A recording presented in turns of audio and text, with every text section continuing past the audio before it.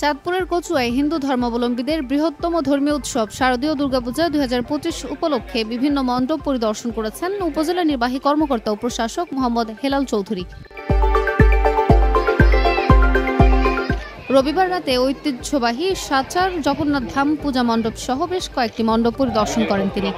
এসব পূজা মণ্ডপ পরিদর্শনকালে উপস্থিত ছিলেন কচুয়া থানার officer in charge Mohammad Azizul Islam, Sachar union পরিষদের প্রশাসক মোহাম্মদ জহিরুল ইসলাম সহ স্ব মন্দির কমিটির সভাপতি, সম্পাদকবৃন্দ ও বিভিন্ন রাজনৈতিক নেতৃবৃন্দ।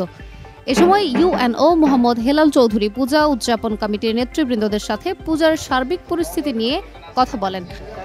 বিভিন্ন মণ্ডপ পরিদর্শন শেষে তিনি বলেন, পূজা মণ্ডপগুলোতে সার্বক্ষণিক পর্যবেক্ষণের জন্য উপজেলা প্রশাসন কর্তৃক সকল ব্যবস্থা গ্রহণ করা হয়েছে। প্রতিটি মণ্ডপে পর্যাপ্ত সংখ্যক আইন শৃঙ্খলা বাহিনীর সদস্যরা কাজ করছেন।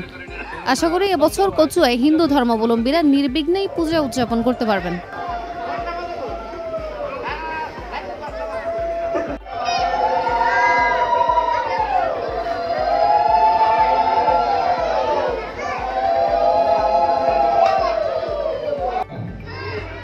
ভালো লাগতেছে?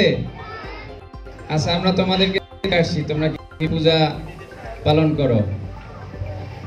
যাই হোক, সবাই দলমত নির্বিশেষে সবাই উপস্থিত আছেন দেখে ভালো লাগতেছে। বিশেষ করে সাজ এবং সজ্জা অনেক সুন্দর। আমার মনে হয় কচুয়ার ভিতরে এটা একটা অন্যতম, এটা দেখে ভালো লাগে আর কি।